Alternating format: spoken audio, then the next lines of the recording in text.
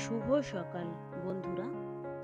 প্রচণ্ড শীত পড়েছে, বাইরে না বসে ও দেখুন বইপত্র নিয়ে খাটের উপর উঠে গিয়েছে, গিয়ে ব্ল্যাঙ্কেটটা একেবারে পা থেকে ঢাকা দিয়ে বসে পড়েছে। এবারে বলছে একটু চা করে নিয়ে আসতে, খাবে। যাই হোক, একেবারে যেন মনে হয় বুড়ো শ্বশুরের মতো। একেবারে পিঠে বালিশ দিয়ে, মাথায় টুপি দিয়ে, কেঁথা কাপড়ের ভিতরে ঢুকে যেন মনে হয় গল্পের বই পড়ছে, এমনভাবে শুয়ে আছে। ও ততক্ষণ থাক, আমি একটু চাটা করে নিয়ে আসি।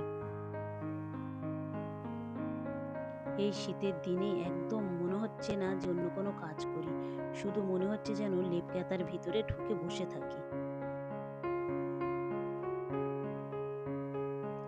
দুজনার চা রেডি হয়ে গিয়েছে, ওর আব্বু তো বাড়িতে নেই, আমরা দুজন খাবো, আর মেয়েটা তো মিশনে গিয়েছে। ভাবছিলাম একটু মধু দেবো এই শীতের সময় চাতে, তা ও দিতে দিল না, আর দিলাম না, ওইভাবে চাটা খেয়ে নেব।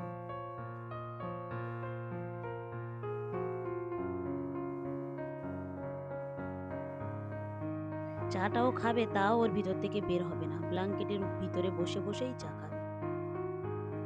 এখন বাজে প্রায় রাত 10:30 বেজে গিয়েছে, এখনো পর্যন্ত ওর আব্বু বাড়ি আসেনি। ওর পড়াশোনা হয়ে গিয়েছে, ও খাওয়া দাওয়া করে ঘুমিয়ে পড়েছে।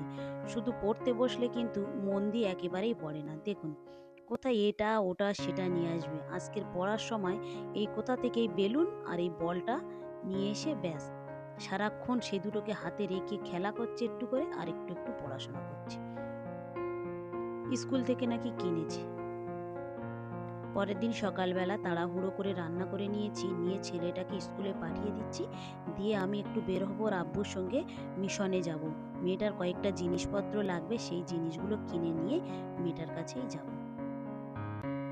জিনিসপত্র কিনে নিয়ে চলে আসলাম মিশনে।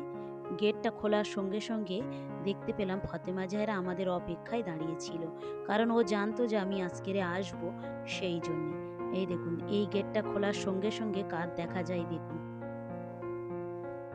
ব্যাস এইদিকে আসছিল।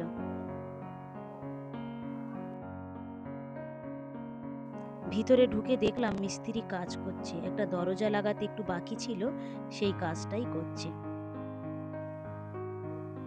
বাকি ছেলে মেয়েরা সব খাওয়া দাওয়া করে আবার একটু শুয়ে পড়েছে দুপুরবেলা। আমাদের আসতে একটু দেরি হয়ে গিয়েছিল জিনিসপত্র কিনে নিয়ে আসতে। আর এই রুমের ভিতরেও অনেকগুলো মেয়েরা আছে, কিন্তু ওরা এখন সব শুয়ে আছে দরজাটা বন্ধ করে। আর এইটা হচ্ছে কি গোসলখানা, আর থালা প্লেটগুলো এখান থেকেই ওরা সবাই ধুয়ে যে যার জায়গায় রেখে দেয়। আর এই সাইডে আছে বাথরুম। আর যে মহিলাটা এখানে থাকেন ওদের দেখাশোনা করার জন্য, তিনি এই পাশে একটা যে রুম আছে ওই রুমটাতেই তিনি থাকেন। দুপুরবেলা সবাই খাওয়া দাওয়া করে একটু শুয়ে আছে। সকালবেলা উঠে আমি তাড়াতাড়ি করে একটু রান্না চাপিয়ে দিয়েছি, ওর আব্বার জন্য একটু ডালিয়া রান্না করেছি, আর এখানে আমি রান্না করছি মাংস আলুর তরকারি, আর অল্প একটু জল গরম করতে বসিয়ে দিয়েছি, গোসল করবে সেই কারণেই। আর একটু রান্না করে নিচ্ছি বাঁধাকপি আলু দিয়ে একটা চচ্চড়ি।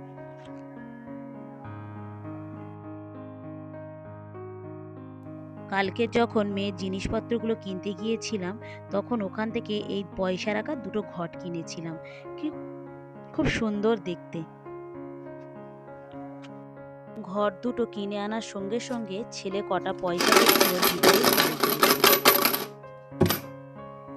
ভিডিওটা তাহলে এখানেই শেষ করছি। ভালো থাকবেন, সুস্থ থাকবেন, আর ব্লগটি কেমন লাগলো অবশ্যই জানাবেন। ভালো লাগলে একটা সাবস্ক্রাইব করে দেবেন। দেখা হবে পরবর্তী ব্লগে।